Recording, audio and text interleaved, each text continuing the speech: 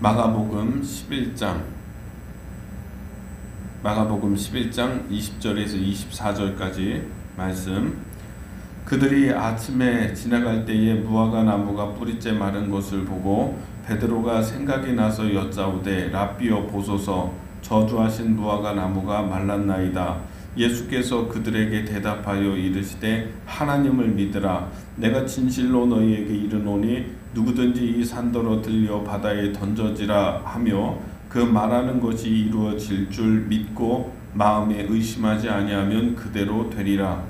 그러므로 내가 너희에게 말하노니 무엇이든지 기도하고 구하는 것은 받은 줄로 믿으라. 그리하면 너희에게 그대로 되리라.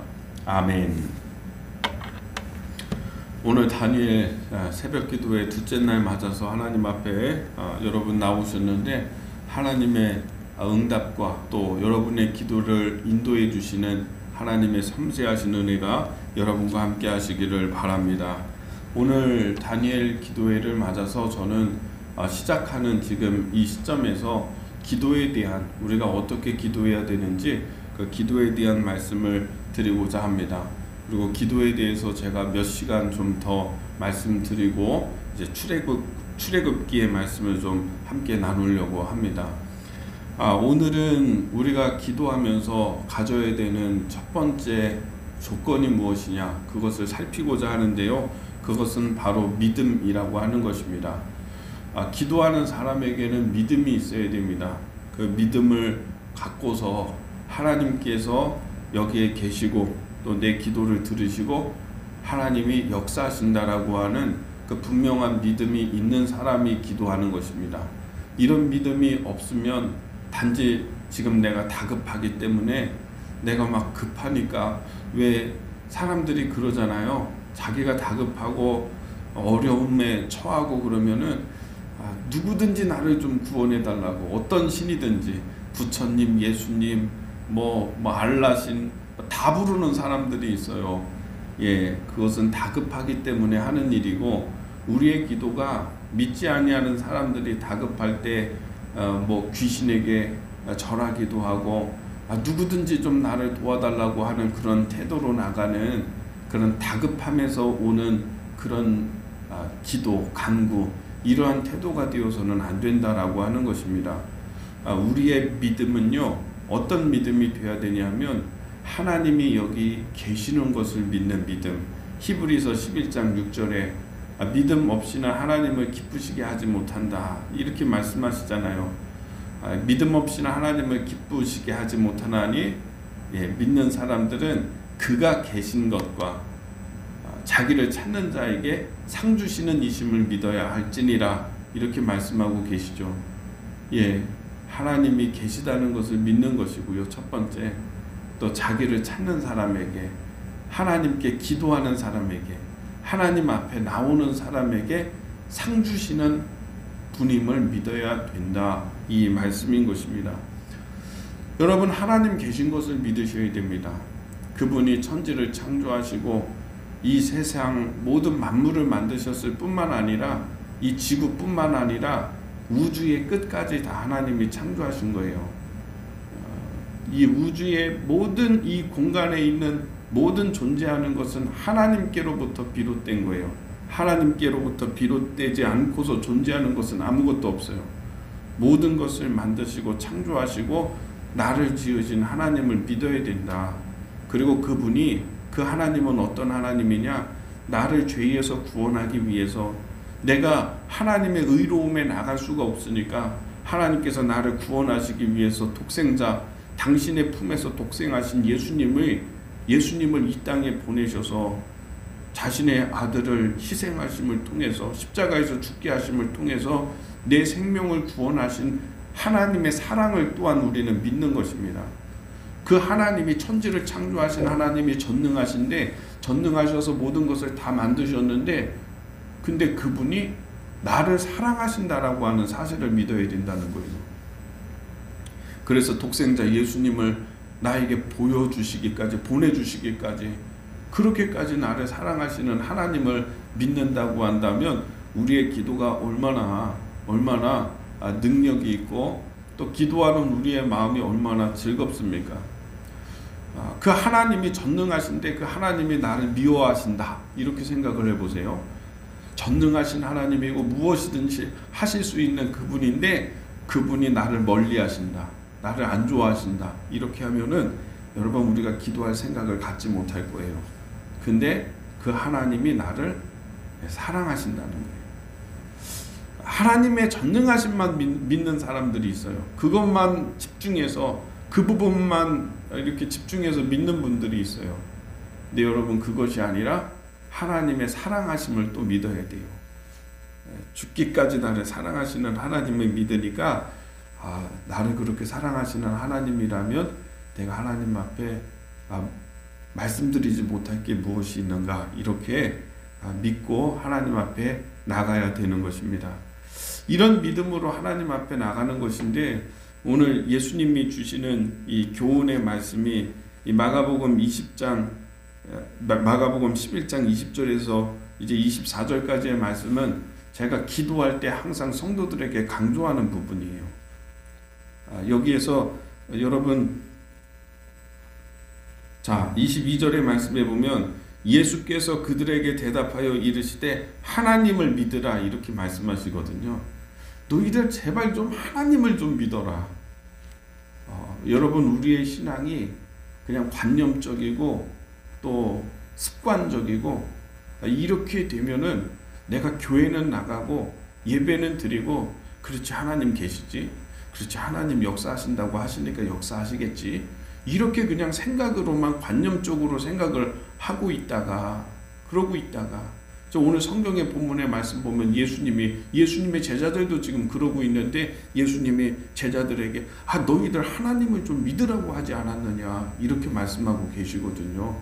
이 사건이 뭐냐면 예수님이 이제 6월절에 예루살렘에 가셨다가 아침에 일어나서 예루살렘 성전에 가시다가 시장하신 거예요.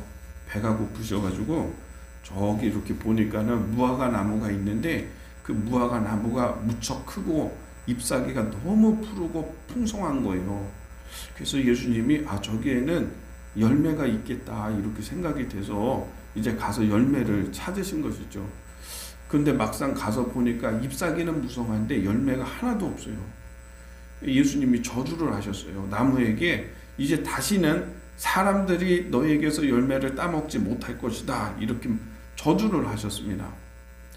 여러분 이 얘기가 뭐냐면 사람들이 다시는 너희에게서 열매 따먹지 못해 이 얘기가 뭐냐면 무화과 나무더러 죽으라는 얘기예요. 열매를 맺지 못한다면 그거는 존재할 필요가 없어요. 죽으라는 얘기예요. 이렇게 주님이 지나가는 말처럼 그렇게 말씀하신 거예요. 제자들도 다 의아하게 생각하고 예수님 뭐 저렇게까지 말씀하시나 아마 그러지 않았겠습니까? 그리고 그냥 지나갔어요. 그리고 그 다음 날이 되었습니다. 다음 날이 돼서 돌아오는 길에도 이게 변화가 없었던 것 같아요.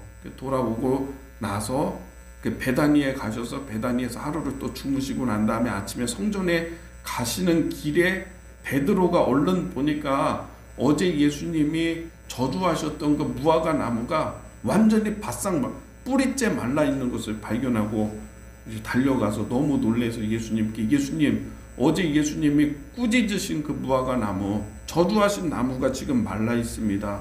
이렇게 얘기를 했던 것입니다. 완전히 말라버린 거죠. 그러니까 하신 말씀이 이제 예수님이 하신 말씀이 22절 말씀이에요. 예수께서 그들에게 대답하여 이르시되 하나님을 믿어라. 너희들 하나님 믿으라고 하지 않았느냐. 내가 하나님을 믿는 믿음 안에서 선포하고 말하고 기도한 것은 그것은 그대로 되는 것이다 라고 하는 교훈을 예수님이 그 교훈을 실제적으로 이 사건을 통해서 제자들에게 가르쳐주고 계시는 것입니다. 23절 말씀에 내가 진실로 너희에게 이르노니 누구든지 이 산더러 들려 바다에 던져지라 하며 그 말하는 것이 이루어질 줄 믿고 마음에 의심하지 아니하면 그대로 되리라. 이렇게 말씀하고 계시는 것입니다. 여러분 무화과 나무가 이게 완전히 말라버렸습니다. 예수님은 믿음 안에서 믿고서 이 무화과 나무더러 다시는 사람들이 너에게서 열매 따먹지 못해라고 얘기하는 순간부터 사실은 여러분 마르기 시작한 거예요. 이 나무는 죽었다고 봐야 돼요. 믿음의 선포가 있은 이후에 벌써 변화는 시작이 됐어요. 근데 여러분 그 즉시로 말라버렸다라면은 제자들이 옆에 있다가 다 놀랬을 거예요. 그러나 주님이 그런 저주의 말씀을 하셨는데 변한 게 없어요. 그대로 있거든요. 말라 있거든요. 그리고 그날 성전에서의 사역을 다 마치고 오후가 되어서 다시 돌아올 때에도 보니까는 변화가 없었거든요. 근데 그 다음날 아침에 가서 보니까는 말라 있는 거예요. 여러분 우리가 기도했을 때 항상 기억하세요. 내가 뭔가를 선포하고 내가 기도하고 내가 하나님께 간구했는데 눈에 보이는 게 달라진 게 없다. 여기서 사람들이 흔들리는 거예요. 내가 벌써 한 달 정도를 기도했는데 달라지는 게 없다. 그래서 기도에는 능력이 없는가? 아니 그러니까 이게 뭐 안 되는 건가?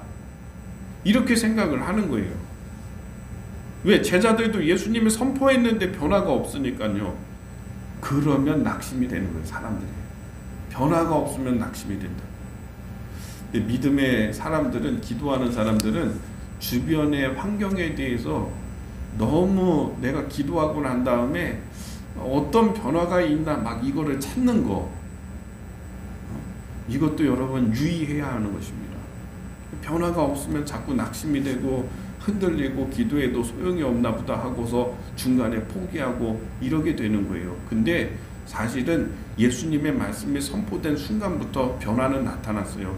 저 밑에 뿌리요. 예? 이 땅 밑에 보이지 않는 저 밑에 뿌리에서부터 그 끝에서부터 마르기 시작을 했을 거예요. 이게 물이 밑에 눈에 보이지 않죠. 그거는 여러분 우리가 기도할 때에도요 하나님의 응답이 있지만은 우리가 눈에 보이지 않는 영역에서부터 변화는 나타나기 시작하는 거예요. 그러니까 내 눈에는 안 보이는 것일 뿐이에요. 그게 시간이 좀 필요한 거죠. 이거는 죽었지만 그 뿌리에서부터 죽어가기 시작을 해서 그 다음날 아침이 되니까 그게 현상으로 나타나는 것입니다. 여러분 기도하고 난 다음에 항상 생각하십시오. 오늘 하나님께서는 역사하시고 일하고 계시다는 사실, 내 눈에 보이지 않을 뿐이라고 하는 사실, 여러분 그것을 기억하게 되기를 바랍니다.